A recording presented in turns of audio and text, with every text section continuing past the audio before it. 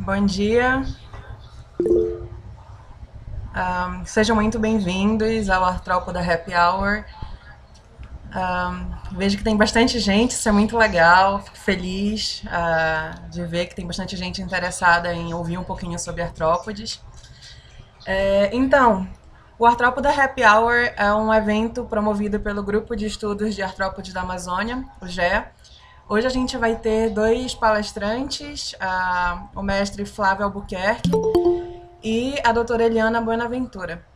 A primeira palestra da manhã vai ser do Flávio Albuquerque, falando um pouquinho sobre como que é o início de estudo filogenômico. Então, as palestras vão ser ministradas em português pelo Flávio e posteriormente em espanhol pela doutora Eliana Buenaventura, mas sintam-se à vontade, inclusive, para fazer perguntas nos três idiomas, português, inglês ou espanhol. E, para começar, bom, o mestre Flávio Albuquerque possui graduação e licenciatura em Ciências Biológicas pela Universidade Federal do Pará e mestrado em Zoologia pelo Museu Paraense Emílio Guild e a Universidade Federal do Pará. Atualmente é doutorando pelo mesmo programa e possui parceria com a Universidade da Califórnia, de Riverside, com bolsa da DDRA da Fulbright. Tem experiência na área de zoologia, com ênfase em taxonomia dos grupos recentes, atuando principalmente nos seguintes temas: cladística, taxonomia, heteróptera, pentatômide, dipsocoromorfa, esquizoptera de região na tropical. Flávio, seja muito bem-vindo. Fique à vontade. Após a palestra do Flávio, a gente vai abrir para perguntas. Então, não fiquem acanhados, sejam sem vergonha, podem compartilhar com a gente a sua dúvida. Enfim, isso aqui é para ser uma conversa bem divertida sobre temas que, enfim, podem ser talvez considerados difíceis para muita gente. Obrigada, Flávio, pelo convite. Fique à vontade. Bom dia a todos, bom dia, Carol. Muito obrigado ao GEA pelo convite. Eu vou botar aqui a minha apresentação e eu já começo a conversar um pouquinho com vocês. Espero acertar.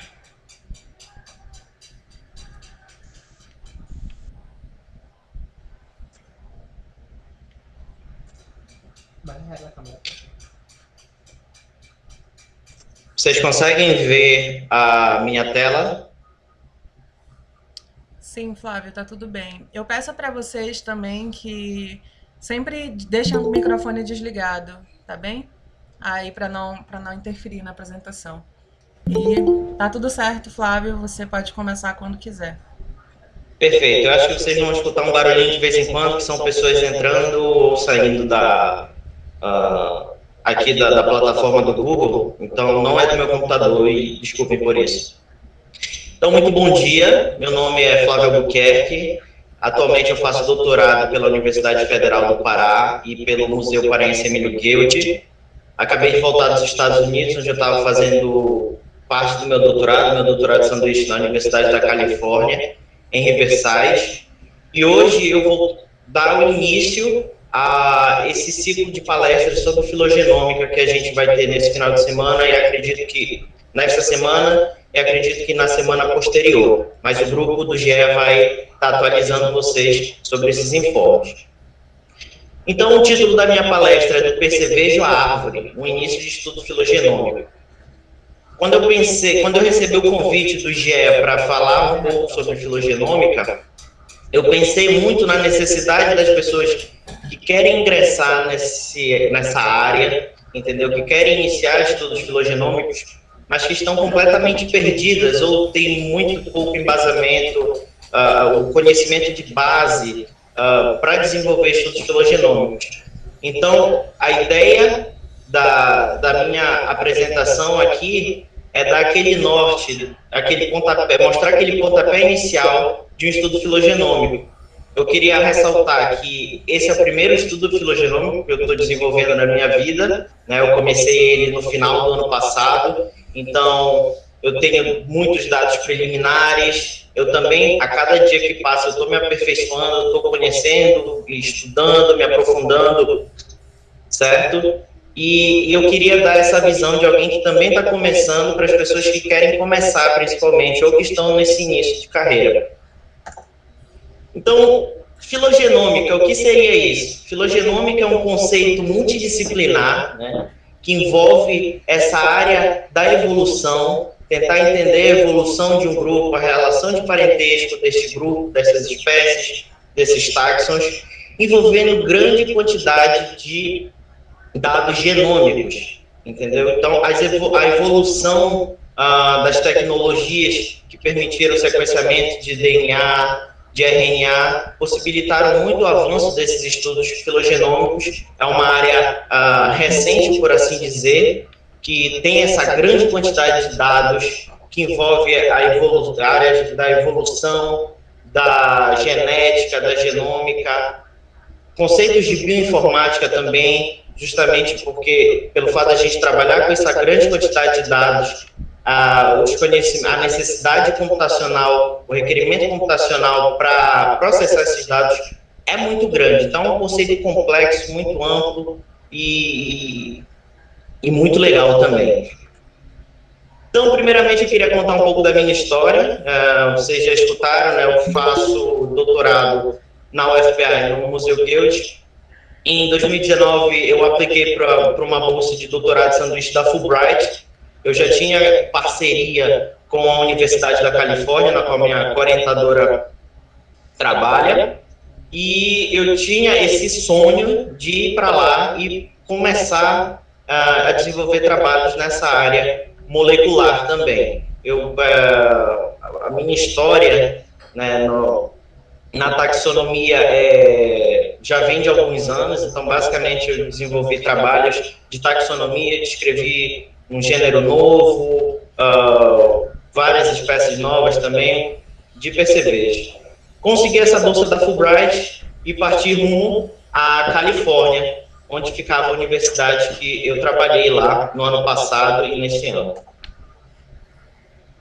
Então, eu cheguei lá, trabalhei cheio de bicho para analisar. Então, esse daqui é um dos bichos que eu trabalho, mas não se enganem, ele não é desse tamanho. Eu trabalho com os bichos bem pequenininhos, que medem de meio milímetro a 2 milímetros. Eu vou falar um pouco mais sobre isso. A minha ideia inicial lá era fazer a parte taxonômica na Califórnia e também fazer essa parte taxonômica e iniciar o meu estudo molecular. Eu nunca tinha trabalhado com molecular na vida e o laboratório que eu estava já estava desenvolvendo vários estudos com molecular, sequenciamento de nova geração, com Sanger sequencing também. Eles tinham bastante conhecimento, várias técnicas que eles estavam desenvolvendo lá. Eu queria aprender isso. Então, no início, o meu estudo ia ser algo mais simples. Eu ia trabalhar com Sanger sequencing, que é uma técnica de sequenciamento mais antiga, bem mais conhecida e, particularmente no Brasil, ela é muito utilizada, no mundo inteiro, na verdade, né? Mas, com o passar dos anos, ela já está começando a ficar um pouco mais defasada. Só que chegou um momento que a minha orientadora lá falou, olha, eu vou aplicar para uma bolsa e eu preciso de uns resultados preliminares e os resultados preliminares que eu quero são com sequenciamento de nova geração. Então, você vai aprender técnicas novas em pouco tempo. E aí, eu estava com esse sorriso no rosto, mas no fundo a gente sabe que a cara de preocupação é mais ou menos assim. Mas como um bom cientista, eu pensei, bom, isso é uma oportunidade para eu me aperfeiçoar, e eu vou me aperfeiçoar. Eu tenho pouco tempo, eu vou aprender muita coisa, eu vou contar com a parceria dos meus colegas aqui do laboratório, e a gente vai tocar esse projeto em frente. Então, agora, propriamente dito, eu começo com os elementos de um estudo filogenômico, e não é açúcar, tempero, nem tudo que é de bom, certo? Tem várias nuances, várias técnicas, vários procedimentos que a gente precisa fazer, e eu vou mostrar um pouco do que eu fiz. Primeiramente, para o estudo filogenômico, é importante você ter um grupo-alvo. Definir os táxons terminais que você vai utilizar na sua análise, tentar, se você está trabalhando com gênero, tentar fazer esse estudo filogenômico com base em vários táxons terminais, tentar utilizar o maior número de espécies possíveis para a tua análise ser uma análise robusta. E sim, eu tinha um grupo-alvo, eu trabalho com a família Schizopteridae, primariamente, né? São percevejos bem pequenos, eles medem de meio milímetro a 2 milímetros, como eu havia falado. Eles têm esse dimorfismo sexual bem acentuado, então essa daqui, por exemplo, esses dois espécimes pertencem à mesma espécie, mas vocês podem ver o macho aqui da esquerda e a fêmea da direita. As fêmeas, comumente, nessa família, têm asas coleopteroides, então você olha rapidamente, você pode até pensar que é um besouro, mas não é um besouro, entendeu? Eles têm esse dimorfismo sexual, uma variabilidade morfológica muito grande. Os machos têm genitálias malucas, como vocês podem ver aqui também. Então, nesse grupo em particular, a genitália é muito importante para a taxonomia dessa família. Tendo definido o seu grupo-alvo, a gente começa com a parte de bancada, propriamente dita. Então, mãos à obra. O início é a extração do DNA. Então, obviamente, se você vai trabalhar com o genoma, você precisa extrair o DNA. Uma coisa muito legal desse trabalho é que cerca de 90% do material com que eu trabalhei já estava depositado em coleções há mais ou menos 20, 30, 40 anos. Ou eles estavam alfinetados, como vocês podem ver nessa foto, ou, como na grande maioria, eles estavam em potes de miscelânea de coleções. Sabe aquela coleta que você foi fazer e você já pegou as suas aranhas, já pegou os percevejos que você queria, você já pegou os besouros que você queria, você deixa aquele pote com aquele monte de coisa que você não quer mexer. Então, basicamente, meu material está nesses potes, principalmente pelo fato desses bichos serem muito pequenos, as pessoas acabam passando o olho um pouco que batido nesse grupo. E isso era um dos desafios do meu trabalho também, conseguir DNA, conseguir material genético de bichos que estavam em coleção há 30, 40 anos. E, graças às técnicas desenvolvidas, a tecnologia que a gente tem hoje, eu consegui bons resultados, como eu vou mostrar para vocês. Para você que quer ter uma ideia um pouco mais sobre como é feita a extração de DNA, eu recomendo esse artigo da Corey Moreau, que é muito legal. Ela fala sobre várias técnicas de extração de DNA para insetos, utilizando tantos kits como os da Kaijin, que são utilizados para extração, ou não. Ela dá uma explanação muito interessante sobre como é feita essa extração. Feito isso, é importante definir o método filogenômico. Atualmente existem vários métodos filogenômicos, eu não vou me aprofundar em cada método filogenômico. Se vocês quiserem ter essa introdução, leiam um pouco mais sobre essa introdução filogenômica, eu recomendo fortemente este artigo de Young e Gillan, é um artigo bem recente, e eles falam basicamente desses conceitos fundamentais na área de filogenômica, explica como é feito o workflow, toda essa metodologia para estudos filogenômicos. Então, aqui eu vou falar rapidamente sobre dois, o genome skimming e o whole genome sequencing. Eles são muito parecidos, basicamente, você vai ter vários fragmentos de DNA e o sequenciador vai ler esses fragmentos de DNA, ele vai gerar reads, que são leituras, são sequências curtinhas do DNA, feitas randomicamente. Então, qual a diferença do genome skimming e do whole genome sequencing? Basicamente, é o nível de profundidade, quantas vezes o sequenciador vai ler cada par de base, certo? Então, sendo bem honesto, qual a grande diferença? A diferença é econômica. Você vai ter o mesmo tipo de metodologia, a diferença é que para regiões do DNA que tem várias cópias, é muito mais fácil você conseguir montar esses pedaços do DNA, porque tu vai ter várias cópias.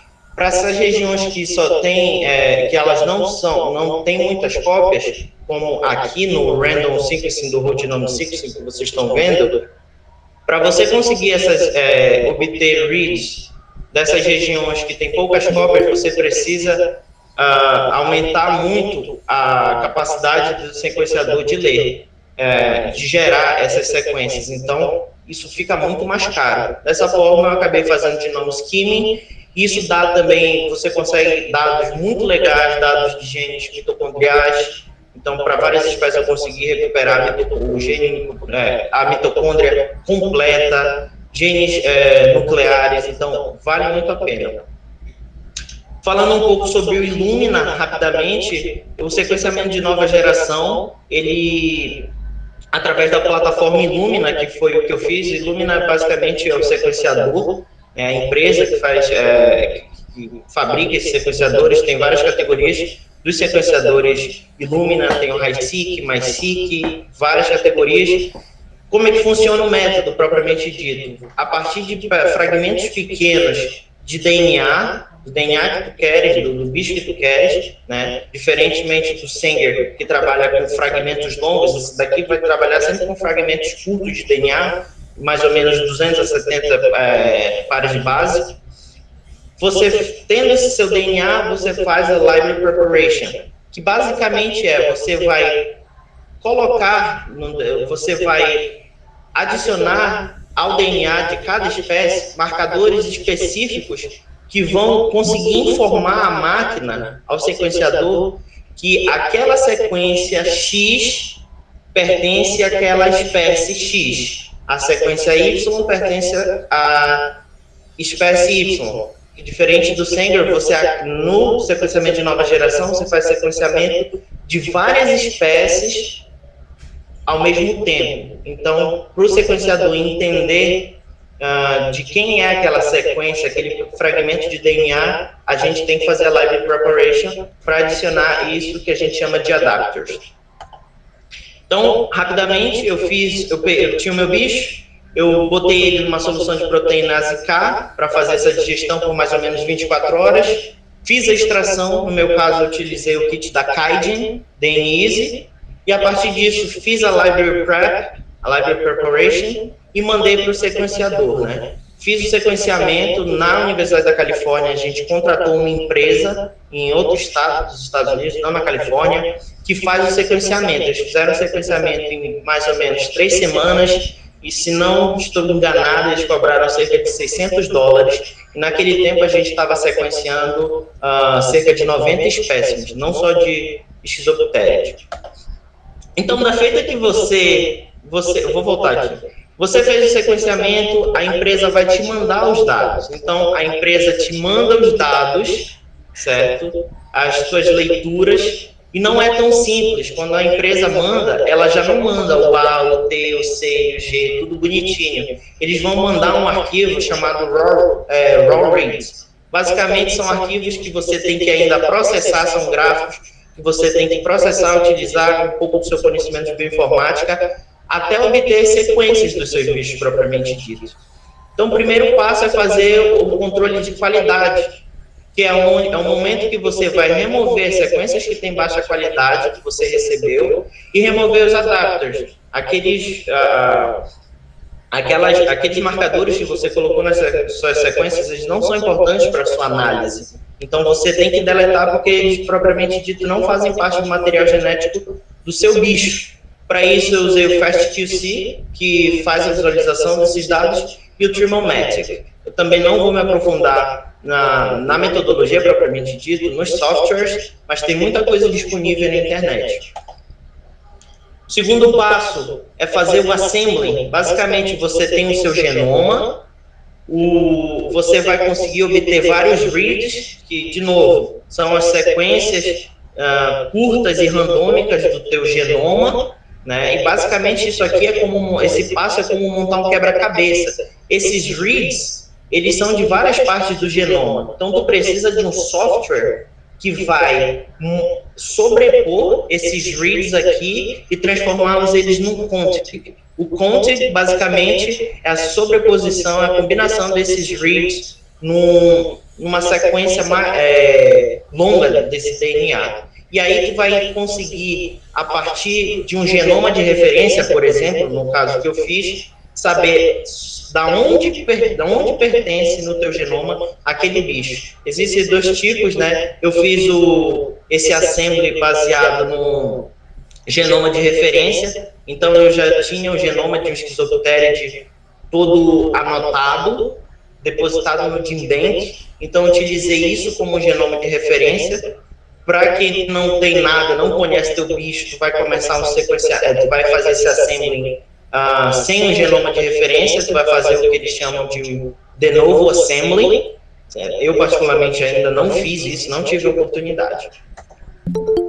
E um passo posterior é fazer o alinhamento das sequências. Então, tu vai ter, imagina que aqui cada linha dessa seja uma espécie. Então, tu vai ter várias espécies, tu vai ter a sequência já de todas essas espécies e tu vai fazer, então, um alinhamento dessas sequências. Tu vai determinar a posição de cada par de base dessa sequência. Isso é um ponto crucial da tua análise. Perfeito? Porque aqui é o momento que tu vai estar definindo as homologias desses pares de base. Então, se você tem um erro nesse alinhamento, você acaba prejudicando fortemente a sua análise. Isso aqui eu fiz através do MAFT, que é muito conhecido para fazer essa parte do alinhamento. Uma coisa bem legal, um software que a gente usou lá no laboratório foi o Genius. O Genius é um software de interface gráfica que ele te permite visualizar tudo isso. Ele tem o MAFT instalado, tem várias ferramentas já instaladas, você consegue fazer muita coisa através dele. Só que tem um porém, que ele é pago. Então, ele é caro. Isso é uma coisa que dificulta também.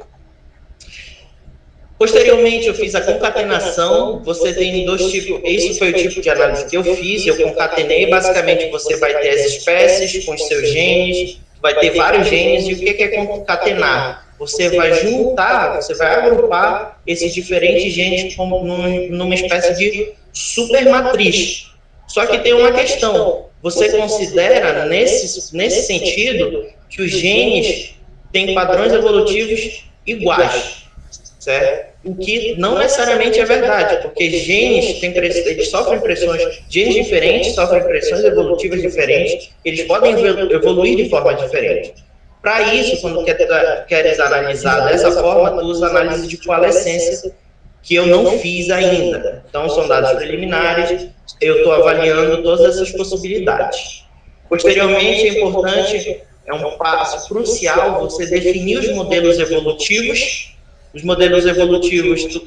e os esquemas de partição desses genes, consegues obter através do Partition Finder e, salvo engano, do IQ-Tree. O IQ-Tree também é um software que integra vários desses mecanismos necessários para análises filogenômicas. Eu ainda não comecei a utilizar o IQ-Tree.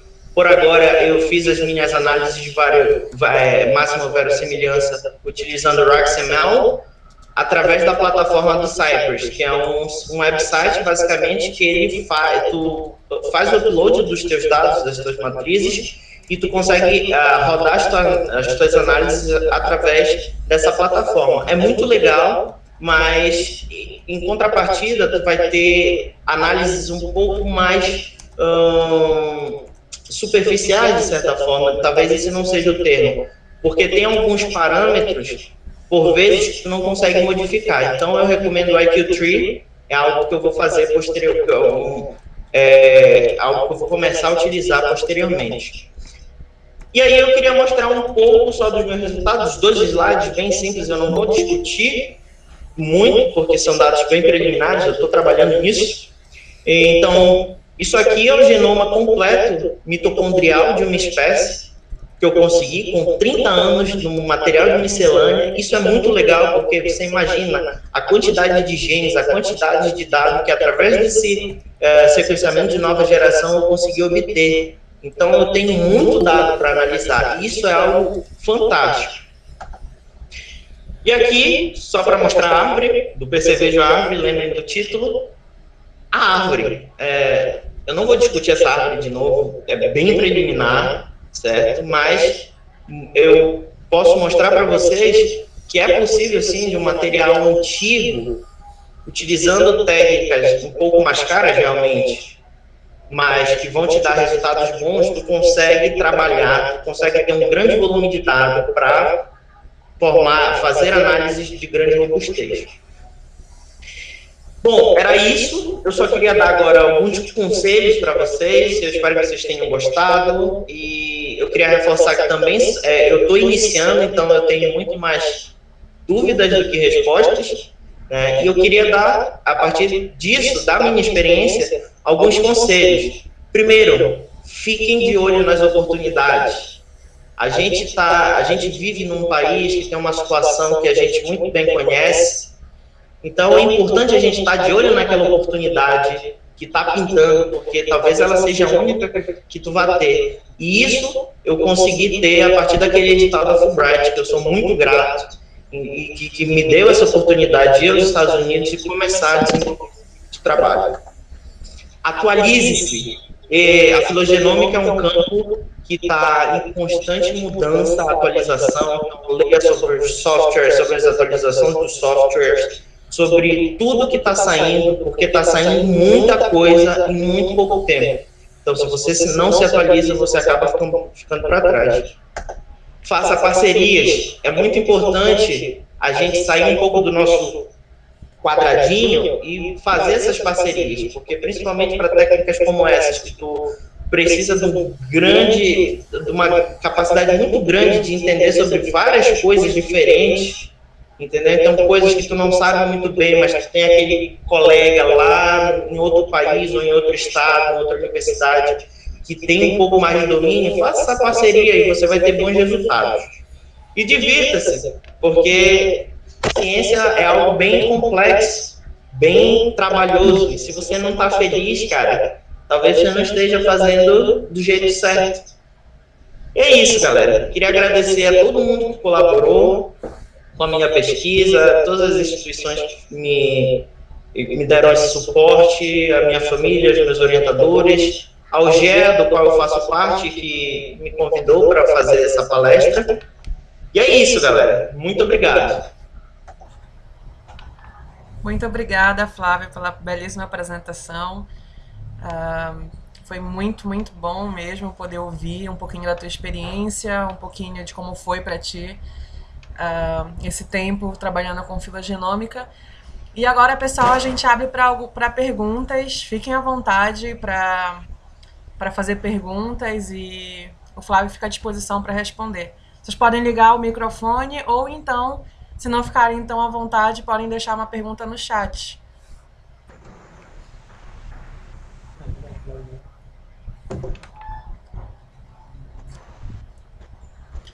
Tem uma pergunta aqui no chat que é do Cláudio Júnior.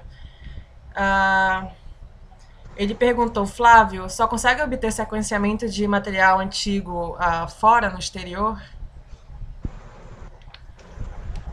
Olha, eu não sei muito bem, essa é uma pergunta boa, mas que eu não sei pronto. Antes de eu ir para os Estados Unidos, eu tive contato algum com a parte molecular, então eu não sei muito bem quais são os laboratórios que estão trabalhando com essa parte. Eu acredito que tem, assim, laboratórios que estão fazendo, a gente tem sequenciadores, Illumina, por exemplo, aqui, mas eu não tenho contato de pessoas que estejam fazendo isso, essa parte de museômica. Tem uma pergunta do Thales. Sim. Espera lá, eu me perdi aqui. Ele disse, oi Flávio, eu gostaria de saber quão antigo eram as amostras, as suas. Bom, grande parte do meu material, tipo, 85% do material que eu utilizei para essas análises foram coletados em 92, 94, então eles têm mais ou menos a minha idade, assim, 25 anos, 27 anos, 30 anos. Eu utilizei alguns espécimes que eu mesmo coletei há uns 2 anos, e para espécime novo, por exemplo, a gente precisa fazer um outro passo, que é pegar esse DNA que não está tão degradado, você tem que, de certa forma, picotar esse DNA, porque, como eu falei, o Illumina precisa de fragmentos curtos de DNA. Então, para as espécimes novas, por exemplo, eu utilizei uma outra metodologia que eles chamam de sonication, que basicamente tu coloca o DNA que tu tens e através de vibrações ele acaba quebrando o DNA. Então, tu tem uma determinada temperatura, um determinado tempo, uma determinada vibração que quebra o teu DNA em tamanhos que tu sabes mais ou menos o quanto que é, qual o comprimento. Obrigada. Tem uma outra pergunta da Glaucilene, que ela gostaria de saber quais os genes que você usou no estudo e por que a escolha dos alvos. Certo. Bom, a escolha, não sei se eu entendi muito bem a questão da escolha dos alvos. Eu escolhi esse grupo, porque era o grupo que eu tinha me proposto a estudar no meu doutorado. Na verdade, é um grupo que eu comecei a estudar no meu mestrado, mas não foi o alvo da minha dissertação. E a minha ideia, eu estou trabalhando com a revisão taxonômica e análise filogenômica de um subgênero chamado Schizoptera zygoflex. É um subgênero bem legal, ele tem apenas 4 espécies descritas. Quando eu fui lá para os Estados Unidos, onde o meu material está, eu acabei encontrando várias espécies novas, então de 4 eu passei a 41 espécies. Então é uma revisão muito grande e eu utilizei esses bichos porque eu queria obter dados moleculares, principalmente por dois fatores, né? É um bicho que a gente não tem nada praticamente de dado molecular, um grupo que se conhece pouco molecularmente falando, tem poucos estudos. O primeiro estudo com o gênero que eu estou trabalhando, por exemplo, ele foi publicado em 2017. O outro ponto era que eu queria aprender essas técnicas também, e eu acho que é isso. E aí ela tem uma outra pergunta, os genes, bom, tá tudo em fase preliminar. Por exemplo, para essa árvore, eu utilizei alguns genes de hipossomais, alguns mitocondriais, eu usei, por exemplo, 18S, 28S, usei também o 16S, então eu acredito que só para gerar essa árvore, uns 6 genes. Eu ainda estou nessa fase de processar muito, é uma quantidade muito grande de dados. Então, eu ainda estou processando, eu estou avaliando ainda como é que eu vou dirigir o resto desse estudo.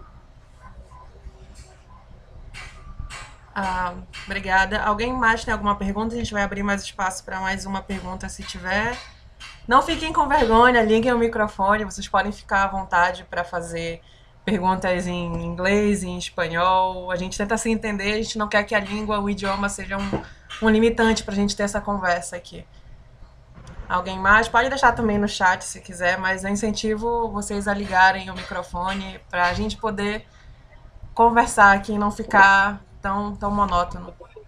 Tem uma pergunta muito legal aqui do Abel. Qual a quantidade de tecido que eu usei nos teus bichos antigos? Ótima pergunta, uma coisa que eu não citei. Eu utilizei um kit da Kaiden, chamado DNeasy, que é um kit não destrutivo. Como os meus bichos são muito pequenos, eles eram antigos. Então, teoricamente, a gente parte do pressuposto que ele está com DNA muito fragmentado, a quantidade de DNA, de material genético é baixa. Eu utilizei o bicho inteiro. Então, a metodologia que eu apliquei foi basicamente o seguinte: eu tirei eu só desmembrei o tórax do abdômen e coloquei o bicho inteiro naquele buffer de extração. Porque justamente a partir desse kit, desse buffer de extração, tu vai conseguir degradar todo o tecido. Então, é importante tu tentar obter o máximo de DNA. Para algumas amostras eu não consegui nada, mas para a grande maioria de 30 que eu fiz, eu consegui para 23. Muito dado. Para 7 espécies, eu recuperei todo o genoma mitocondrial, todo o genoma nuclear também, então é bem legal. E acho, eu não sei se eu posso só comentar mais uma aqui. Outras perguntas você pode ficar à vontade para responder no chat, digitando, enquanto a gente dá prosseguimento para não se estender muito. Perfeito. Muito obrigada. Muito obrigada, Flávio, por ter aceitado o convite. Como o Flávio falou, ele é membro do grupo e é o primeiro a trabalhar com filogenômica dentre a gente. E é muito legal ver o avanço dos estudantes daqui, principalmente do Norte. Obrigada, Flávio. Te convido a responder as outras perguntas lá no chat E parabéns pela palestra, foi excelente. Beleza, valeu, galera. Então, pessoal, dando prosseguimento, a gente vai ter agora a nossa segunda palestra, que vai ser em espanhol, que vai ser ministrada pela doutora Eliana Buenaventura. A Eliana é bióloga pela Universidade Distrital Francisco José de Caldas, em Bogotá, na Colômbia. Tem mestrado pela Universidade Nacional da Colômbia e doutorado pela Universidade de Copenhague, na Dinamarca. Além disso, foi pós-doc Peter Buck pelo Smithsonian, que é o Museu de História Natural. A maioria das suas pesquisas estão relacionadas à evolução de sarcofágide, desenvolve alguns estudos morfológicos, filogenéticos e filogenômicos em asteroide, e atualmente é responsável pela coleção de díptera do Museu de História Natural de Berlim, na Alemanha. E continua trabalhando com filogenômica e biodiversidade, principalmente de moscas asteroide. Seja bem-vinda, Eliana, obrigada por aceitar o convite. Novamente, a língua, eu espero que o idioma não seja um limitante para vocês fazerem perguntas, interagirem com a gente. Eu vejo aqui que tem muita gente de fora, a maior parte hispanohablantes, tem alguns também que eu conheço de nome que falam inglês, então fiquem à vontade. Feel free to make questions in English or something like that. And bem-vinda. Você pode compartilhar a tela. Obrigada, Eliana, pelo convite. Gracias a ti por la invitación. Pues como saben y como decía Carol, yo soy colombiana y hablo español. Espero que esto no sea una dificultad para que me entiendan. Yo usualmente hablo bastante rápido, entonces voy a tratar de hacer lo más, como vocês falam, devagar, que pueda para a ver, está mi presentación. Wait. Bueno, pues sí, para facilitar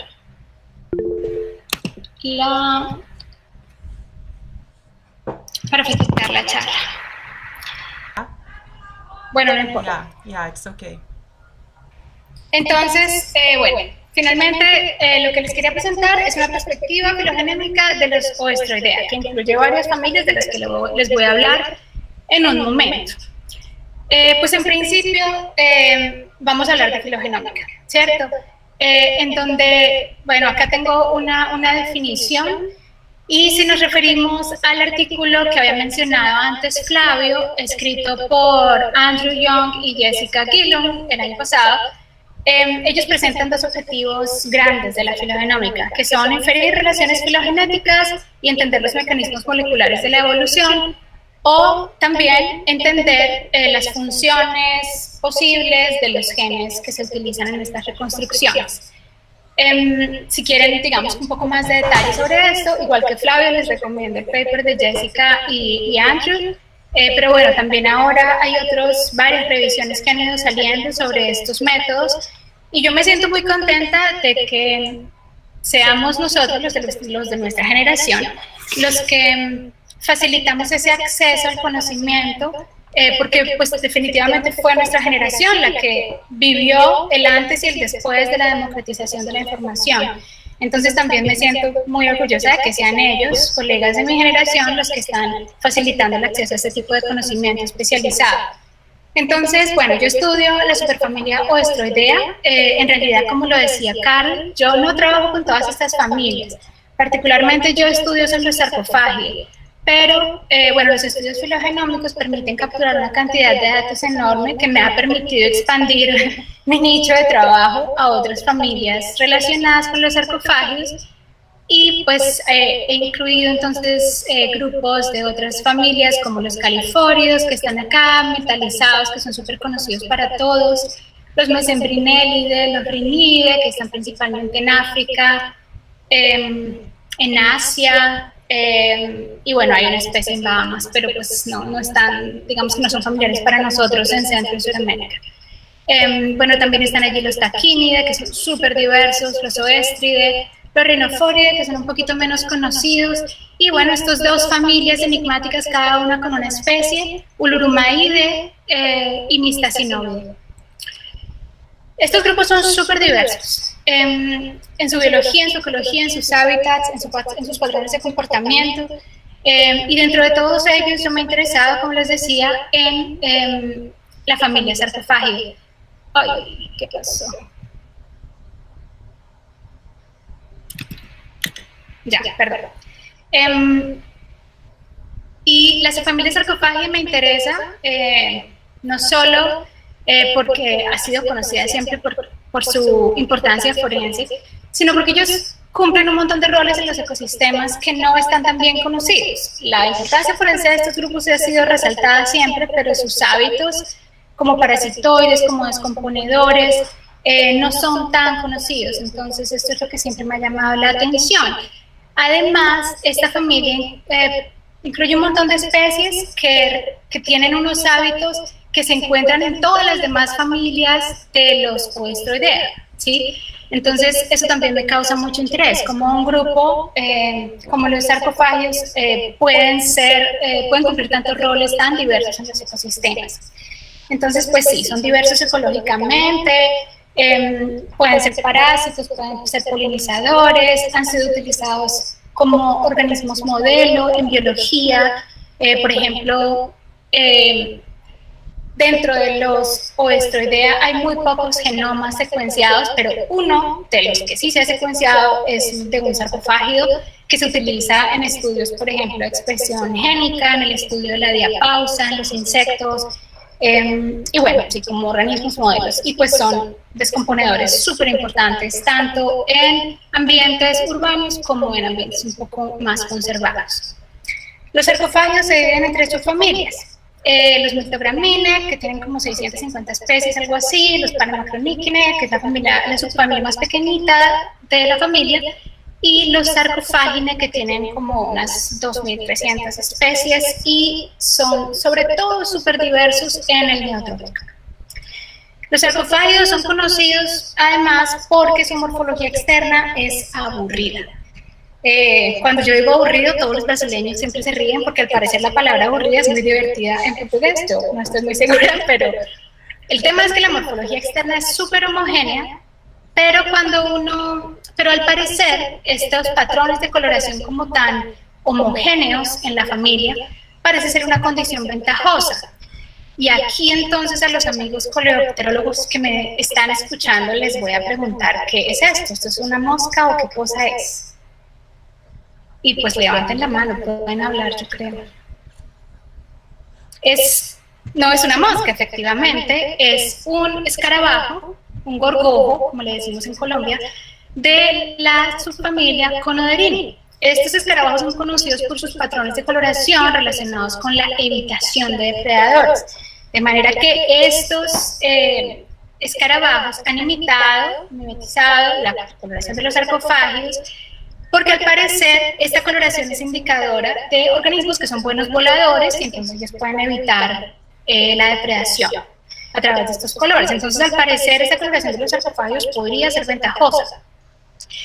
Bueno, los sarcofágidos además son organismos, entonces voy a hablar aquí ya un poquito más de la parte filogenética para empezar con el tema que nos interesa. Los sarcofágidos están entonces dentro de la superfamilia Oestroidea. Los Oestroidea son un linaje muy diverso, muy joven e incluye unas 13.000 especies, incluye unas 15.000 especies, de las cuales 13.000 están incluidas dentro de los sarcofágidos y los daquílidos. Aquí vemos donde están los calitrados en el árbol de Wickman y colaboradores, y pues es realmente un linaje relativamente joven. Aquí vemos la escala temporal. Nuestro conocimiento sobre la evolución y los patrones de diversidad de los Oestroidea, no solo de los sarcofágidos, sino de todos los Oestroidea, son limitados, y esto es especialmente particular con respecto a los Califoridae. Aquí en esta pantalla yo he puesto varios de los estudios filogenéticos sobre Oestroidea que se han realizado en la última década. Muchos de ellos han utilizado caracteres moleculares. Los estudios que están resaltados en verde han utilizado 1, 2, 5, 8 marcadores moleculares. Este estudio aquí a la izquierda estudió genomas mitocondriales, y el único estudio digamos que se ha considerado como filogenómico en los años recientes, es este publicado el año pasado por Sujata, Kuti y colaboradores, en el que utilizaron transcriptomas.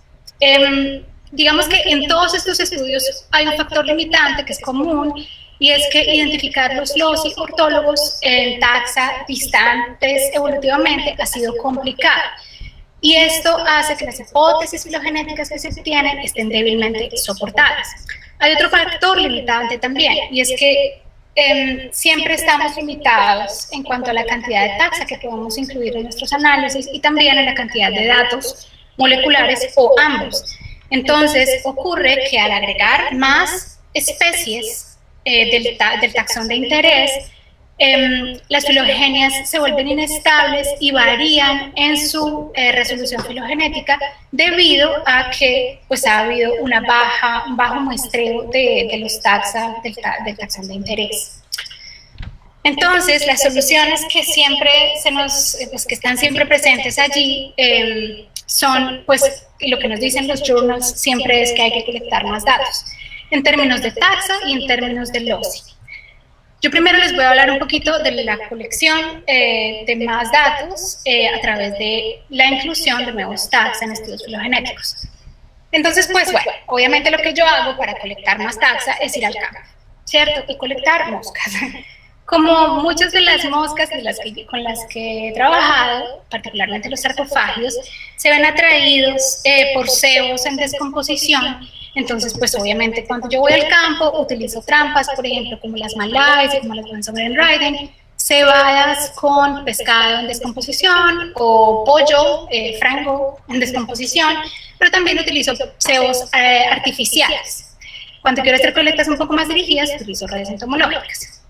Entonces, pues sí, todo empieza en el campo y digamos que junto con mis colegas hemos colectado sarcofágidos y especímenes de las familias de Oestroidea en diversos sitios en el planeta, y uno podría quedarse haciendo esto toda la vida porque realmente es súper entretenido ir al campo, pero resulta que muchos de los organismos que están allí en el campo ya han sido recolectados y están en las colecciones biológicas de los museos. Entonces, pero entonces también tener tantos especímenes en los museos representa lo que se conoce en sistemática como el impedimento taxonómico. Sintetizado en esta frase muy conocida para todos, demasiadas especies y muy poquito tiempo, ¿cierto? Y si pensamos en cuántos de estas cajitas entomológicas hay en los museos, pues realmente uno sabe que la imagen no es la primera que mostré, sino mejor esta. Y si uno piensa además en la cantidad de museos que hay en el planeta y la cantidad de objetos de colección que tiene cada uno de ellos, pues el panorama es realmente impresionante.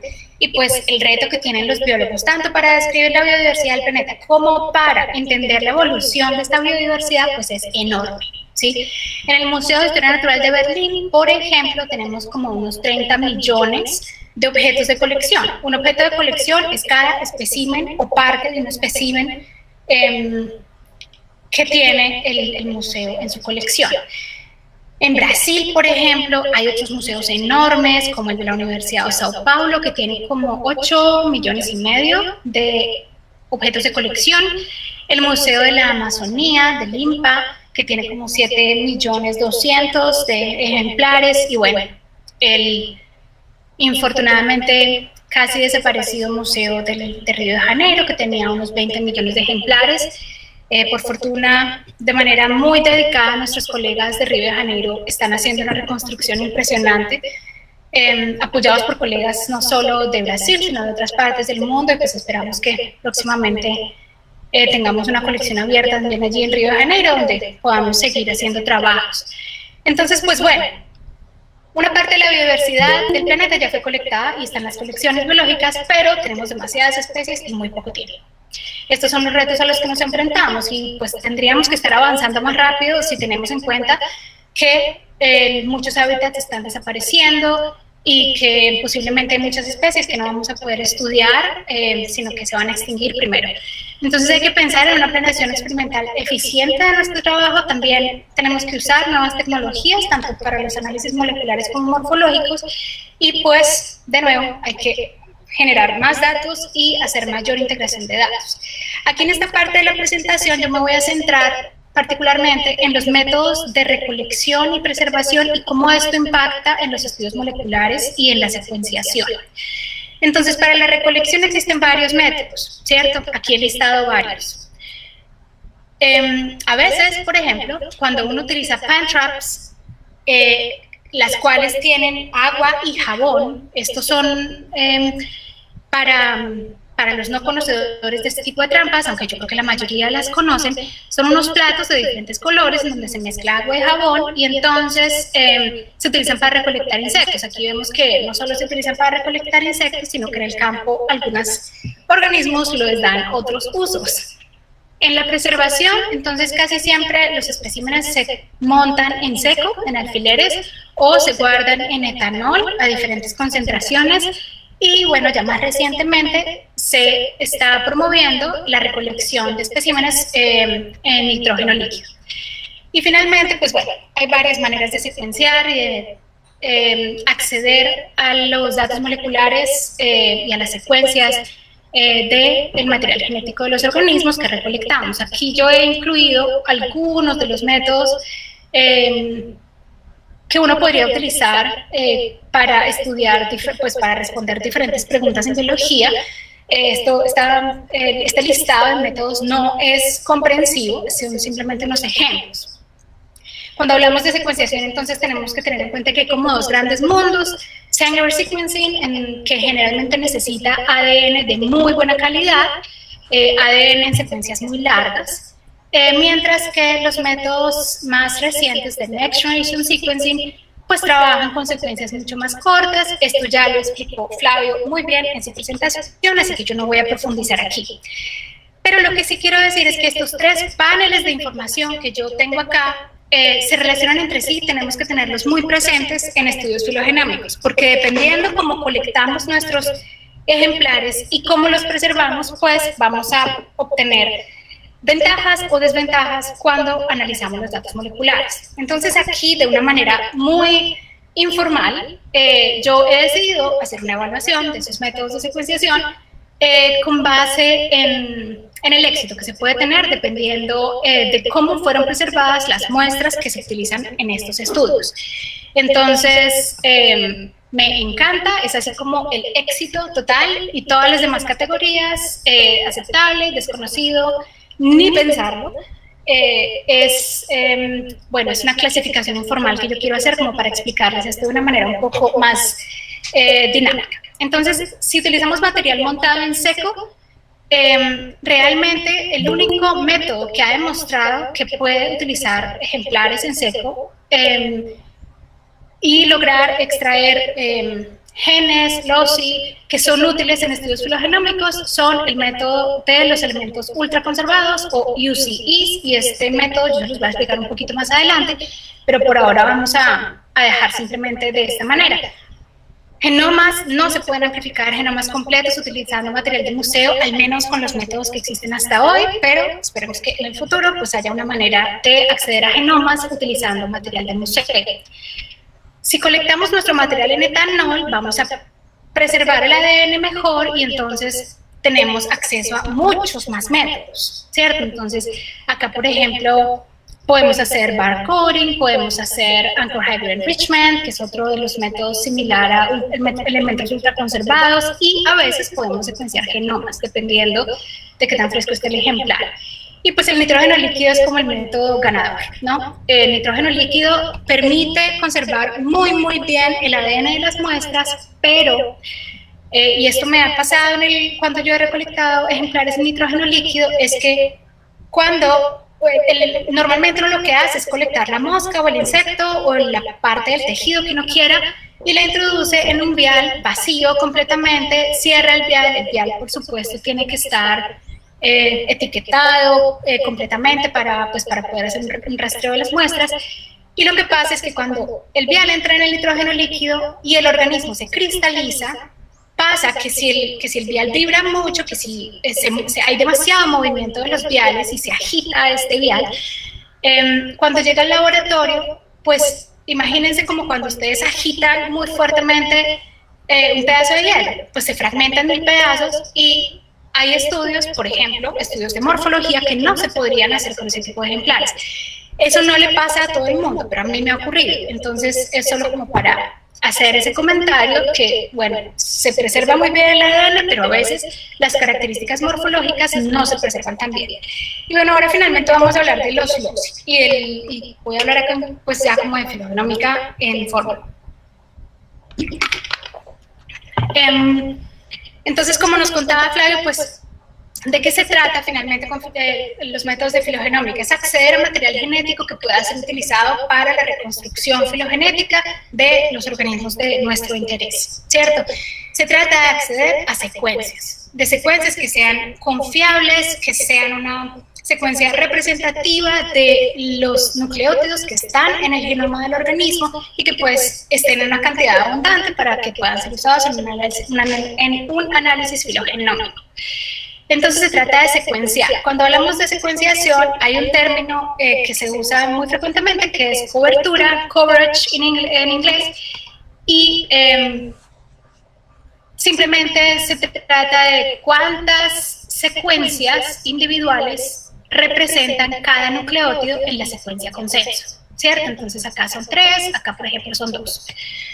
En general, producir más secuencias disminuye el error, ¿cierto? Porque al yo tener muchas más copias con las cuales comparar, y en el momento de obtener la secuencia consenso, voy a identificar que algunas secuencias presentan una cierta disparidad con respecto a la secuencia consenso, como por ejemplo en este caso, que es debida a error, porque cuando yo miro otras secuencias, pues en realidad lo que hay acá es una adenina y no una timina, y así mismo acá, ¿cierto? Entonces más secuencias es usualmente menos error. Y además, pues se pueden corregir problemas de datos faltantes, como gaps. Entonces, métodos como Sanger sequencing, con Next Generation sequencing, lo que obtenemos es que, pues, Sanger sequencing siempre va a ser superior, al menos por ahora, con Next Generation sequencing porque produce secuencias más largas, ¿cierto? Con un menor error. Sin embargo, hay algunos métodos de Next Generation sequencing, como por ejemplo PacBio y este tipo de métodos en donde se producen secuencias muy largas, que sin embargo tienen mucho error. Entonces, en ese caso, aún Sanger sequencing es todavía superior a muchos otros métodos de secuenciación. Usualmente, con Sanger sequencing tenemos baja cobertura, como 10 reads representando cada nucleótido, mientras que con Next Generation sequencing pues hay mucha más cobertura. Se producen muchas más secuencias porque hay una secuenciación masiva en paralelo. Sanger sequencing es mucho más costoso en tiempo y en dinero, pero es mucho más preciso. Dependiendo del método de secuenciación, Sanger sequencing puede ser muy preciso o no tan preciso. Y bueno, pues con Sanger sequencing, como se producen poquitos loci, uno siempre está limitado a error de muestreo, mientras que esto no pasa con Next Generation sequencing. Además que con Next Generation sequencing uno puede acceder a más aplicaciones, a realizar otro tipo de estudios, pero también esto requiere algoritmos nuevos, ¿cierto? Entonces, significa que tenemos que aprender un poquito de bioinformática y de varios métodos para poder hacer el análisis de secuencias en números alrededor de millones, ¿cierto? Entonces esto es importante tenerlo en cuenta. Hay varios métodos, hay varias aplicaciones en Next Generation sequencing. Aquí yo he resaltado este que está acá, Hybrid Enrichment, que también se conoce como Targeted Enrichment, que es una forma de secuenciamiento del genoma, ¿cómo se leería esto? Reduced Representation Genome Sequencing, en donde uno no está secuenciando un genoma completo, sino que está secuenciando muchas partes del genoma que no son el genoma completo, pero se acercan más o menos son la versión más cercana al secuenciamiento de un genoma completo. Todas estas son las ventajas de utilizar aspectos en los que Targeted Enrichment es ventajoso con respecto a estos otros métodos. Sin embargo, pues estos otros métodos están utilizados para aplicaciones, para unas aplicaciones específicas y pues no significa que sean inferiores, solo que Hybrid Enrichment pues casi siempre lleva ventaja porque pues se puede utilizar en una gran cantidad de organismos. No necesariamente trabaja con especies modelo que tengan genomas así súper bien secuenciados. Y bueno, aquí no voy a profundizar mucho en esto, pero pues hay muchas ventajas. Dentro de Targeted Enrichment hay dos métodos que se utilizan mucho. El método de los elementos ultraconservados y el método de Anchor Hybrid Enrichment. Los UCEs, o elementos ultraconservados, fueron desarrollados por Brian Fairclough en el 2012, Brian Fairclough y colaboradores. Y los Lemons, los esposos Lemons y creo que ella es una technician, Sandra, desarrollaron Anchor Hybrid Enrichment. Si ustedes se dan cuenta, realmente esto fue una de esas competencias científicas en las que dos grupos de investigación compiten por desarrollar un método, y pues ambos publicaron al mismo tiempo en el mismo número de la revista Systematic Biology, y solo se diferencia, digamos que la rapidez de publicación, el tiempo de publicación en un número de páginas, ¿no? Entonces, pues al final los UC se publicaron primero, si lo pensamos en términos de páginas, pero en realidad fueron el mismo número, y de hecho ambos artículos referencian al otro artículo en su publicación. Entonces, es como una de esas competencias que uno disfruta ver, ¿no? Sin embargo, yo quiero aquí hacer un par como para resaltar un poco por qué los elementos ultraconservados se volvieron mucho más populares y se han utilizado mucho más ampliamente que el método de Anchor Hybrid Enrichment. Y es porque junto con la publicación de los elementos ultraconservados, el paper que les mostré antes, pues Fairclough y colaboradores desarrollaron esta página y este conjunto de scripts que se llama Filucci. Y entonces en Filucci encuentran ustedes un montón de scripts, casi todos ellos escritos en el lenguaje de programación Python, que sirve tanto para generar los probes o las sondas, primers, como le quieran llamar, para capturar estos elementos ultraconservados, pero también además les explican cómo procesarlos, cómo analizarlos, y es una herramienta súper útil para cualquiera que no conozca estos métodos. Yo quiero ser muy enfática aquí que filogenómica no es rocket science. Esto no es solo para algunos. Esto lo pueden hacer ustedes en sus computadores. Ni siquiera necesitan un supercomputador. Al menos para seguir estos manuales, estos tutoriales que desarrollaron con Filucci, ustedes lo pueden hacer en su propio computador. Se bajan unos genomas de GenBank y pueden correr todos estos análisis que están acá para aprender. Obviamente, ya para hacer los análisis, pues sí necesitan mayor capacidad computacional. Entonces, bueno, el paréntesis era un poco como para resaltar que cuando hacemos Open Science, cuando somos transparentes en nuestros métodos, pues mucha más gente accede a estos métodos y finalmente los usa. Entonces, pues en eso, digamos que los UCs han ganado ventaja con respecto a Anchor Hybrid Enrichment. En un principio, cuando uno comparaba estos dos métodos se presentaron de esta manera. Se decía que Anchor Hybrid Enrichment trabajaba a una escala taxonómica mucho más fina, mientras que los elementos ultraconservados, como eran ultraconservados y comparables en una escala evolutiva mucho más amplia, pues podrían abarcar una escala taxonómica mayor. Además, que se podía, digamos que, acceder a un mayor número de LOCI un menor número de LOCI con Anchor Hybrid Enrichment, mayor con elementos ultraconservados, y se decía en principio que la diferencia entre estos dos métodos era que las AHE o Anchor Hybrid Enrichment digamos que amplificaba o se enfocaba en secuencias altamente conservadas, mientras que los UCs eran con secuencias ultraconservadas. Es difícil saber cuál es la diferencia entre algo altamente conservado y ultraconservado. Yo francamente no veo mucha diferencia. En general, estos dos métodos lo que hacen es trabajar con secuencias que son muy conservadas. Secuencias que en su parte central tienen un área que es muy conservada y en sus áreas flanqueantes son súper variables. Entonces, uno lo que utiliza es la región central para capturar, para anclar el probe al ADN que uno tiene y luego amplifica hacia afuera, digámoslo así, hacia las regiones flanqueantes para lograr amplificar entonces datos que sean variables, porque finalmente esos datos variables, esas regiones flanqueantes, son las que se utilizan para reconstruir un árbol filogenético, ¿cierto? Si todas las secuencias que recuperamos son ultraconservadas, pues no hay variación y no hay que reconstruir, porque pues finalmente la evolución estudia la variación, ¿cierto? Para saber si uno, a ver, no, me estoy yendo un poco lejos, pero hoy en día, digamos, que se han hecho ya muchos más estudios con estos dos métodos, se sabe que en realidad ambos funcionan en una escala taxonómica bastante amplia, que Anchor Hybrid Enrichment solo puede capturar loci entre 500 y 800 loci más o menos, mientras que los UCIs, pues, por el orden de los miles, todavía se dice que unos son altamente conservados y otros ultra conservados.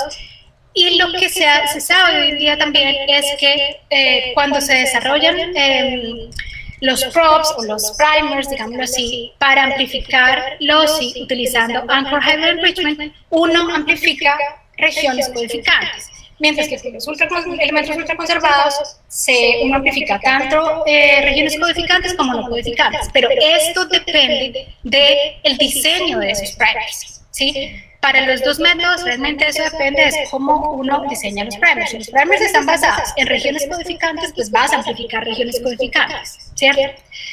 Entonces voy a darles algunos ejemplos de los estudios que yo he realizado y veo que ya me estoy pasando, pero bueno, voy a tratar de avanzar lo más rápido que pueda, pero pues no prometo nada.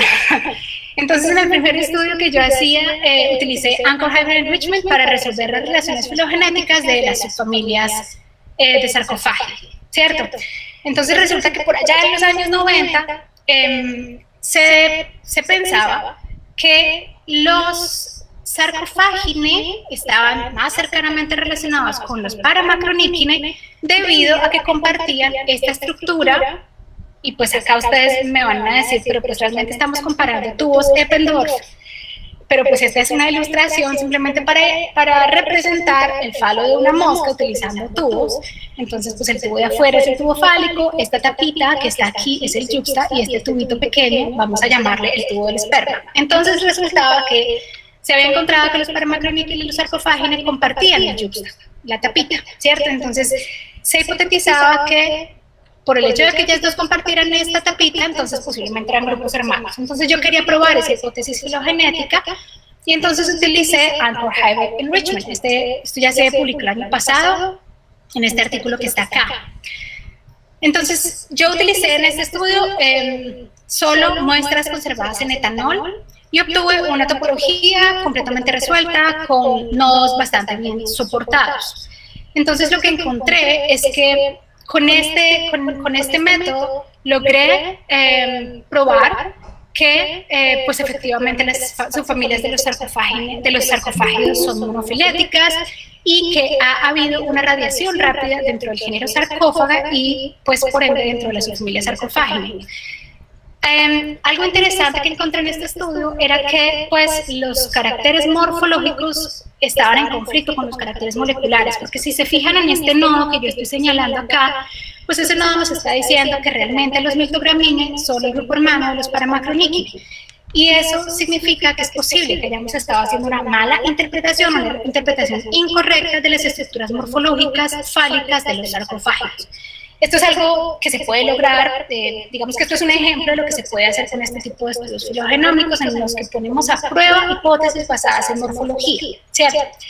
En otro estudio, utilizando elementos ultraconservados, lo que hice fue estudiar las relaciones filogenéticas de las familias que componen la superfamilia oestroidea. No sé si recuerdan que al principio de la presentación les hablaba de que yo estudio varias familias, especialmente los sarcófagos, pero también los califorios, los mesembrinelios, al menos a nivel molecular, ¿cierto?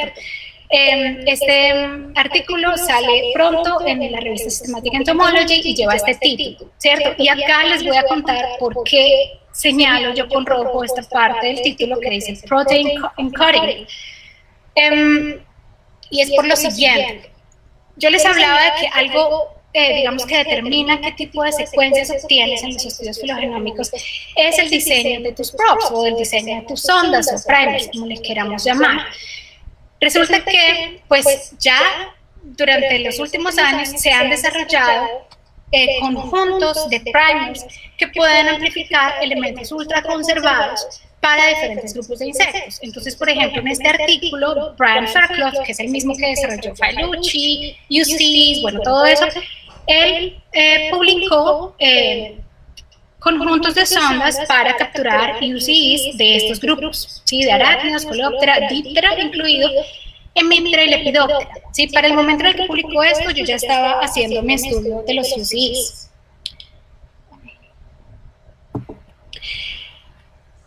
Después de la publicación de ese artículo, entonces también se desarrollaron, digamos que hubo otros investigadores que o probaron las sondas que ya había desarrollado Fairclough o que desarrollaron unas propias, ¿cierto? Lo que encontraron cuando utilizaban sondas específicas para taxa específicos era que se recuperaban mucho más loci. Recordamos entonces, mayores secuencias, mayor recuperación de loci, seguramente es menor error y mejor estimación filogenética. A la vez, yo también había encontrado en otros estudios anteriores que, pues, dentro de los sarcofagios ha ocurrido una radiación rápida. Una radiación rápida son procesos de especiación que ocurren en un corto periodo de tiempo evolutivo y que son difíciles de resolver. Para resolver estas radiaciones se necesita un incremento drástico de datos, ¿sí? Y pues combinar también regiones múltiples del genoma para producir árboles de especies precisos, ¿cierto? Entonces, pues tal vez ustedes se preguntarán, pues si ya había unas sondas diseñadas para díptera, ¿por qué diseñaste o por qué pensaste en utilizar unas secuencias, unas sondas propias? Pues bueno, resulta que cuando uno mira las sondas desarrolladas por Fairclough, uno encuentra varios asuntos que a mí me preocuparon, y es que la selección de genomas que utilizó Fairclough estaba sesgada hacia hacia divergencias tempranas en la filogenia de díptera. Además, que los genomas que se utilizaron para desarrollar estas sondas eran mayormente especies de importancia médica. De hecho, 37 de los 45 genomas que se estudiaron, que se utilizaron para generar estos primers, pertenecían al Culicidae de Drosophila. Y el genoma base, ahora les voy a explicar qué es eso, era una especie de Culicidae, ¿sí? Además de eso, pues yo me preocupé porque, pues, si el genoma base es una especie de Culicidae, pues puede ser que la distancia evolutiva entre mi grupo de interés, que son los calitrados o los Oestroidea, y la familia Culicidae, pues sea demasiado grande. ¿Esto por qué es importante?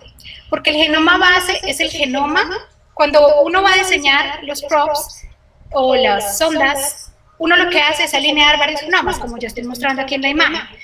Pues resulta que si el genoma base pertenece a una especie que está distantemente relacionada con tu grupo de interés, pues es posible que captures unos UCEs que no van a estar representados en tu grupo. Entonces, si por ejemplo yo estoy interesada en el genoma, o sí, en una especie de este genoma en rojo, o en un grupo de especies digamos, del genoma que aquí está en rojo, pues lo que va a pasar es que si yo utilizo este genoma como genoma base, los UCEs que voy a capturar que están compartidos con otros genomas, pues es posible que no estén representados en mi genoma de interés, porque no se comparten, ¿cierto? Porque la distancia evolutiva ha hecho que o estos loci desaparezcan o sean muy variables y entonces no se recuperen durante el diseño de estas sondas. Entonces, con base en eso, pues yo pensé que tal vez lo mejor era que yo quisiera desarrollar sondas específicas para mis taxas de interés,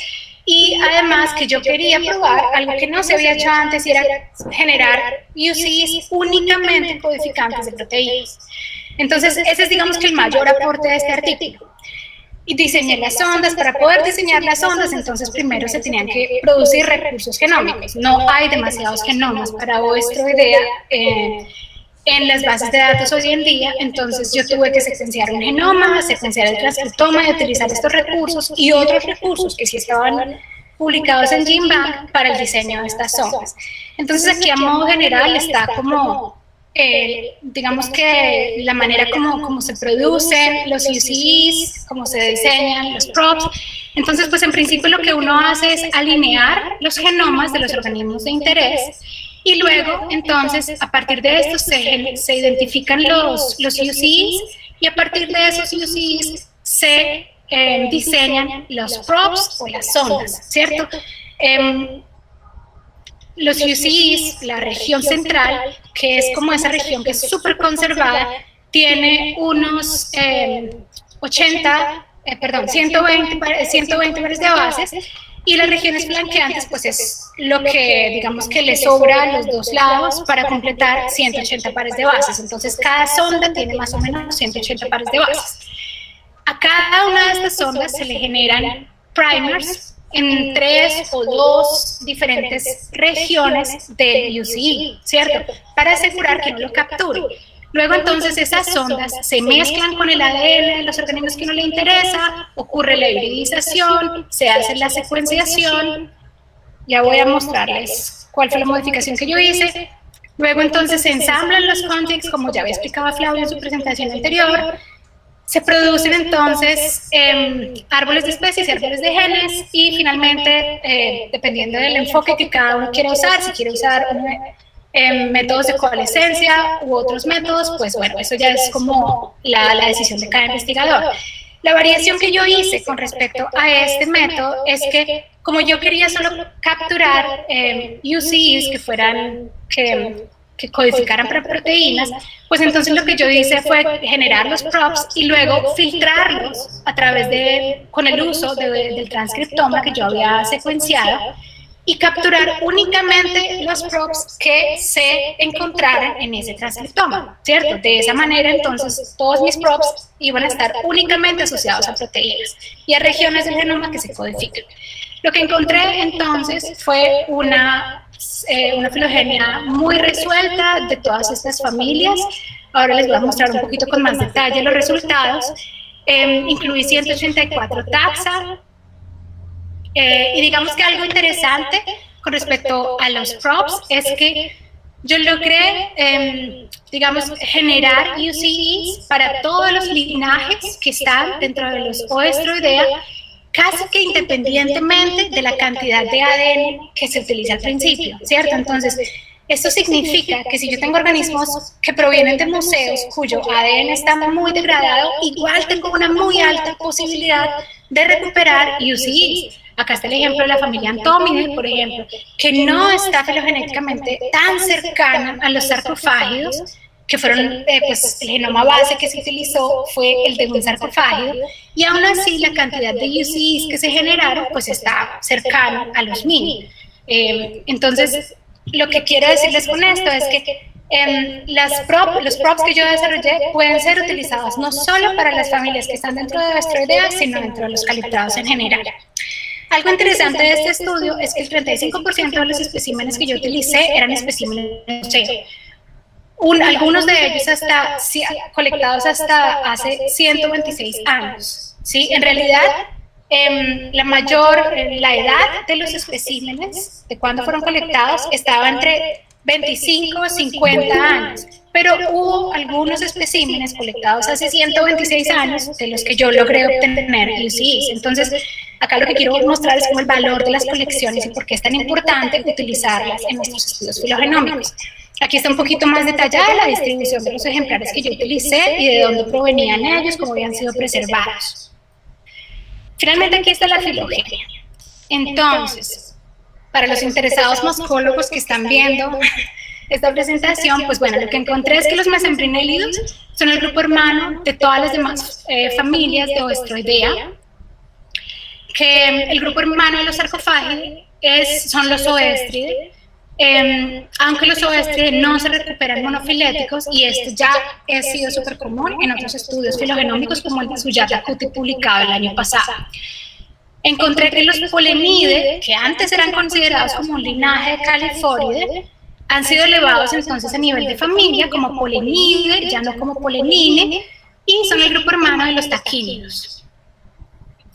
Los rinofóridos, que son estos organismos que son parásitos de cochinillas, son el grupo hermano de varios linajes de California, entre ellos Luciline, Toxotarsina, que es un linaje de los Andes muy poco conocido, pero muy interesante, hermano también de los Melanomine, que son parásitos de caracoles, y de los Califorina, que pueden ser descomponedores algunos, pero también parasitoides de otros invertebrados. Los Fumosine son hermanos de los Crisomines. Los Crisomines son las típicas moscas metalizadas que uno colecta muy frecuentemente en estudios sobre descomposición, y pues son hermanos de los Fumosine. Y aquí tenemos a los Bengaline, hermanos de los que también eran antes un linaje de los Californios, pero que han sido elevados a nivel de familia. Y lo interesante de estos dos grupos es que ambos están asociados con termiteros, ¿sí? Estos dos linajes comparten su biología, por lo que es interesante haberlos recuperado como grupos hermanos. Algo interesante también del estudio, entonces, es que se pueden utilizar ejemplares de museo, pero es importante tener en cuenta que hay como un breakpoint cuando uno selecciona organismos de museo para estudios filogenómicos, y este breakpoint es de 20 años. Esto significa que si el espécimen que quieres usar en tu estudio filogenómico fue colectado hace más de 20 años, no es seguro cuántos UCIs vas a recuperar. Pero si el espécimen es recolectado y preservado antes de 20 años, un tiempo mucho más cercano, entonces casi con 80% de probabilidad vas a recuperar una gran cantidad de UCIs. Esta es una tabla del artículo de Jessica y de Andrew, y yo acá, a modo de, como ustedes hablan los brasileños, de brincadeira, voy a corregir algunas de las cosas que ellos presentan en su artículo, pero no es corregir, realmente es como hacer una actualización con respecto a lo que yo he encontrado. Ellos acá dicen que los UCIs, digamos que se necesita un tipo de muestras y una calidad de las muestras de alto grado. Yo corregiría esto y diría que pues, casi que de cualquier grado de calidad, porque pues definitivamente he demostrado con este estudio que es posible incluir organismos muy degradados en este tipo de estudios. Ellos también dicen que los especímenes de museo son a menudo aceptables en este tipo de análisis. Yo diría que casi siempre o siempre. Y finalmente, pues el costo de hacer UCIs hoy en día, ellos dicen que es de mediano a bajo. Yo diría pues que cada vez se pone más barato y que casi todos podemos hacer estudios con UCIs. Y con esto pues me disculpo por haberme extendido tanto, pero le agradezco pues a todos mis colegas que han hecho posible estos estudios, y también pues a todas las instituciones que han financiado mis trabajos, y con esto quedo lista para preguntas. Muito obrigada, Eliana, pela belíssima apresentação, muitas graças. Então, vocês podem ficar à vontade para fazer perguntas em inglês, em espanhol, em português. Eu não chequei se tinha perguntas no chat, mas se vocês não tiverem à vontade, também podem deixar perguntas no chat.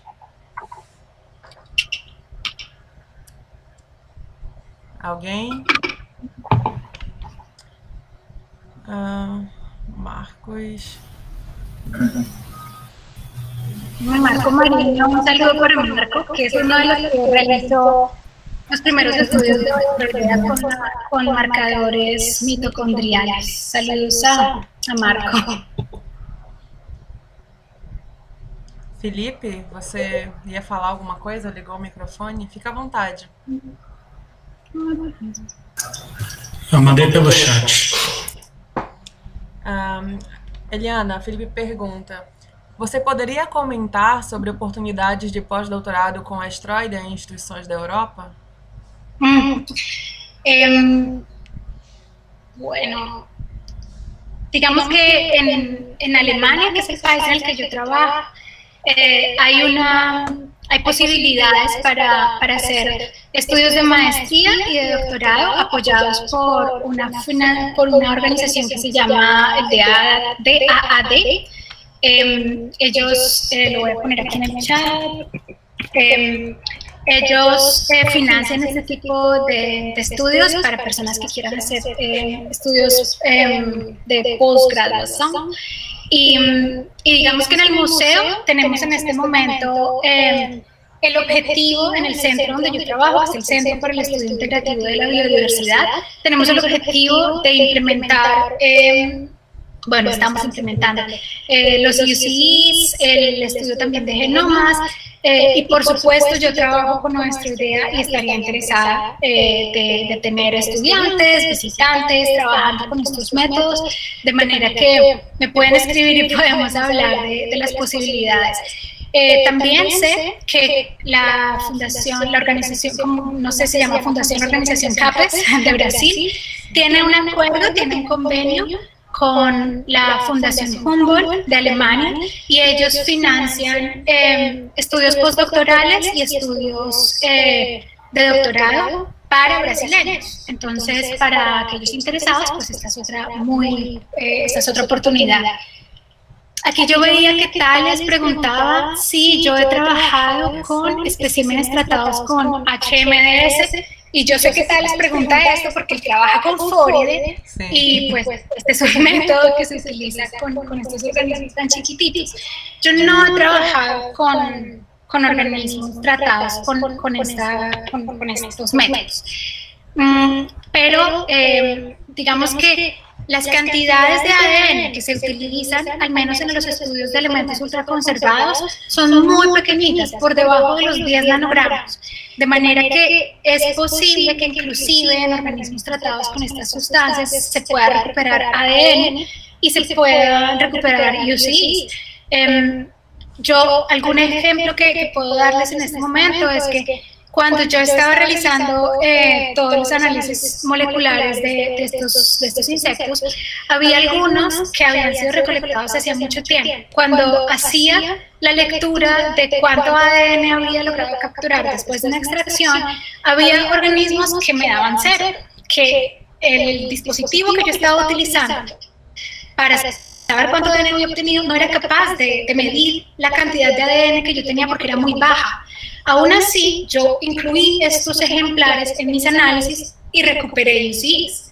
Entonces, a veces los dispositivos que utilizamos no son capaces de detectar estos ADNs, pero después resulta que sí recuperamos UCIs. Entonces, creo que es posible que se pueda trabajar con este tipo de ejemplares tales. Listo. Tem uma outra pergunta do Andrés. Você está com acesso? Sí, con él pregunta que cuál es el porcentaje de éxito con las muestras en alcohol. Yo diría que el porcentaje de éxito es 100%. Yo obtuve UCIs con todas. Entonces, una recomendación que hago es que el alcohol tiene que estar en la mayor concentración posible. Yo tengo colegas que hasta el día de hoy colectan sus especímenes en alcohol al 70%. Y esto no es recomendable en absoluto. De 96% para arriba sería una concentración ideal, y lo que yo hago además es que cuando llego al laboratorio inmediatamente pongo a las muestras en un congelador a menos 20 o a menos 40. El alcohol tiene un punto de congelación mucho más alto que el del agua, entonces no se cristaliza y no se van a dañar los especímenes.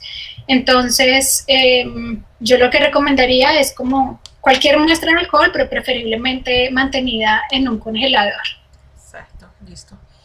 A Bel tem uma outra pergunta, que é: que tão úteis são os ICEs para os estudos biogeográficos e filogeográficos? Bueno, esa es una pregunta difícil porque los estudios post-filogenia son definidos por los investigadores en sí mismos. Pero sí te van a permitir obtener un árbol. El árbol eventualmente se puede utilizar para un estudio biogeográfico o filogeográfico, pero yo no podría decir con qué, qué tan útil puede ser. Lo que se necesita en un estudio filogeográfico o biogeográfico es un árbol bien soportado y un árbol confiable. Y eso pienso que se puede obtener para la mayor cantidad de grupos utilizando elementos ultraconservados o inclusive también Anchor Hybrid Enrichment, pero los estudios posteriores a esto pues van a depender pues no solo de la calidad del árbol, sino de que tengas acceso a los datos de distribución y a una hipótesis biogeográfica para el grupo. Y bueno, eso es algo que que los UCs pues no lo determinan. Listo. Tem uma outra pergunta do Leonardo, que inclusive é a minha pergunta. Eu ia fazer a mesma pergunta. Você tem acesso a ela ou você quer que eu diga? Leonardo Sousa Carvalho pregunta, ¿qué pasó a California al final de tu trabajo? ¿Propusiste una división? Sí. Bueno, en realidad la cantidad de colegas trabajando sobre estas familias de oestroidea es creciente. Somos más y más personas trabajando en esto. Entonces, por supuesto que no soy yo la especialista de todas esas familias y yo, digamos que los estudios particulares de cada familia sobre cuál linaje se eleva al nivel de familia o se deja como subfamilia, eso yo prefiero que lo hagan los especialistas de los grupos particulares. En el artículo de los UCs, lo que yo sugiero es que hay dos alternativas con los linajes de California. O todas las subfamilias que resultaron monofiléticas, pero no forman un clado junto con los califóridos, por ejemplo, bengaline, rhinide, por supuesto, ¿cómo se llama la otra? Bueno, se me olvidó la otra familia, fumocine, y todos los linajes que estaban dentro del clado de Califoride, donde sí había varios, me refiero a luciline, califorine, toxotersine y melanomine. Estos linajes podrían ser elevados al nivel de familia, ¿cierto? Entonces hablaríamos de bengalide y no bengaline, pero de nuevo yo pienso que esto requiere un poco más de estudio, a pesar de que Sujata Kuti, utilizando transcriptomas, y yo utilizando elementos ultraconservados, encontramos los mismos resultados. Esto tiene que ser confirmado en estudios posteriores, con muestreos mucho más amplios de estos linajes. La otra opción sería, entonces, considerar, sinonimizar a Rhinophoride con Califóride y considerar entonces a Rhinophoride como una subfamilia de Califóride y dejar a los Califórides como una familia, ¿cierto? Entonces, pero de nuevo, esto tiene que ser estudiado más ampliamente y pues vamos a ver, el tiempo lo dirá. Sim, por supuesto. Então, tem outra pergunta do Fabiano, que está em espanhol, e eu vou falar em português para os demais que estão aqui. Eliana, essas oportunidades para colombianos se aplicam de DAD, eu acredito? Sim. Porque, enfim, ele tem vontade de aprender, mas você sabe que a situação na Colômbia é complicada. Atualmente, inclusive, ele está no Brasil fazendo uma maestria no Guild. Bueno, en realidad la situación para los colombianos es la misma que para los brasileños. El DAAD es una organización que, entiendo, acepta personas de todo el planeta. Entonces puede ser Colombia, Brasil, Ecuador, China, no sé, lo que sea. El DAAD, por supuesto, tiene programas particulares por regiones. Habría que mirar con más detalle allí qué hay para Colombia, pero en general esto está abierto para todo el mundo. El convenio que yo mencionaba de CAPES con la Fundación Humboldt sí es solo para brasileños, porque CAPES es brasileño, ¿cierto?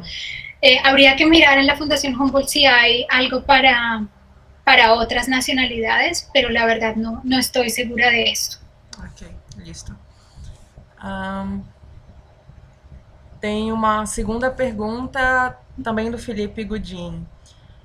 Sobre a filogenia de Astróidea. As relações em Astróidea sempre foram muito instáveis em estudos filogenéticos. O quanto você acha que seus dados trazem robustez para as relações encontradas? A árvore foi congruente com as relações encontradas em Cut e colaboradores de 2019? Sí, usualmente cuando uno quiere saber si su filogenia es robusta y se sostiene, lo que uno hace es comparar los resultados que uno obtiene con resultados de otra filogenia para los mismos taxa, pero utilizando otro tipo de datos. Entonces, en ese sentido, la filogenia de Sujata Kuti con transcriptomas y la mía y mis colegas con elementos ultraconservados, pues son precisamente ese tipo de comparación que uno quisiera, porque son datos distintos, ¿cierto? En ese sentido, encontramos congruencia. Lo que encontró Sujata es prácticamente lo mismo que encontré yo, solo que Sujata incluye unos grupos que yo no pude incluir, Mistacinoide, no sé si Ulurumabide, no recuerdo, pero ella incluye Mistacinoide, que es uno de los grupos de las primeras divergencias dentro de Oestroidea, por lo tanto están cercanos a los mesembrinelidos, y ella incluye unos grupos de califóridos de distribución en Oceanía, Australia y Oceanía, que yo no incluí, mientras que yo incluyo unos grupos que ella no pude incluir, como Fumocine, como Fumocine, Toxotarcine, y entonces, pues el muestreo de taxa que yo tengo es mucho más amplio, pero encontramos congruencia. Por lo tanto, digamos que en ese sentido, a nivel filogenómico, lo que nos está diciendo este tipo de congruencia es que más datos sí es mejor, e inclusive cuando los datos son pues distintos, transcriptomas como tal, o UCIs que provienen, que son amplificados pues desde el genoma, pueden ser informativos y que son congruentes. Estamos todos apuntando en la misma dirección en este momento. Gracias. Tem uma última pergunta até o momento, que seria como é a concordância ou aceitação da comunidade de especialistas quando se sugerem novas relações filogenéticas? Esa es una pregunta interesante porque es como sociológica de cómo nos comportamos los humanos cuando encontramos hipótesis filogenéticas que no son consistentes con lo que nos imaginábamos. En realidad yo tengo, digamos que el privilegio de decir que muchos de los investigadores que han desarrollado hipótesis filogenéticas utilizando morfología o estudios moleculares, inclusive filogenómicos, somos colegas que trabajamos en conjunto. Entonces pienso que nadie se ha visto demasiado sorprendido conforme hemos encontrado nuevas hipótesis filogenéticas, ya que algunas efectivamente son consistentes con lo que se sabía o con lo que se esperaba, con lo que se hipotetizaba con base en datos moleculares, con datos morfológicos, perdón. Y cuando han ido creciendo la cantidad de datos moleculares que hemos encontrado, pues los mismos que tenían sus filogenias morfológicas son los mismos que han participado en los estudios filogenómicos y estudios moleculares en general. Entonces, digamos que yo podría decir que hemos crecido todos juntitos y hemos ido encontrando nuevas respuestas juntos. Yo no siento demasiado conflicto con respecto a las hipótesis nuevas que encontramos. Para mí ha sido alguna sorpresa, digamos que dentro de los sarcofagios, algunas cosas que he encontrado que no son consistentes con lo que yo misma propuse antes. Pero pues así es ciencia, ¿no? De eso se trata, es una conversación que vamos nutriendo conforme vamos encontrando nuevos datos y vamos refinando los métodos que utilizamos, haciéndolos mucho más robustos. Entonces, pienso que el conflicto, si lo hay, va desapareciendo con el tiempo. Fernando Filho, meu querido orientador, fez uma pergunta. Nelson Papávero dividiu a asteroide em 3 subfamílias, mas essa proposta não foi aceita posteriormente. Após seus resultados, a família irá ser dividida novamente? Na verdade, ele se referiu a Estrid, não à superfamília. A la familia Oestride. Yo creo que los resultados de la no monofilia de Oestride han sido sorprendentes para todos, porque los Oestride tienen unas características morfológicas únicas, porque su biología también es muy particular, ellos están muy especializados. Para los que no están familiarizados con esto, los Oestride son, sus larvas son parásitas de los estómagos de los mamíferos, y digamos que tienen una biología muy específica, por lo que encontrar que esta familia no es monofilética, pues sí ha sido una sorpresa. Esto es interesante y habría que tratar de entender ¿por qué no logramos recuperar la monofilia de este grupo? Yo no creo que la familia se vaya a dividir en subfamilias, y la verdad esperaría que en estudios futuros con muestreos mucho más grandes para Oestride pues haya una mayor confiabilidad, una mayor robustez de los resultados para avanzar con más certeza en cuanto a la clasificación.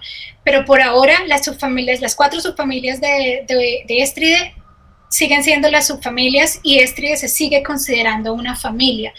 De nuevo, esto tiene que ver con cómo se da la discusión y la aceptación de los resultados en la comunidad científica, de manera que hay que esperar a ver si se encuentra algo más, si se pueden hacer más estudios.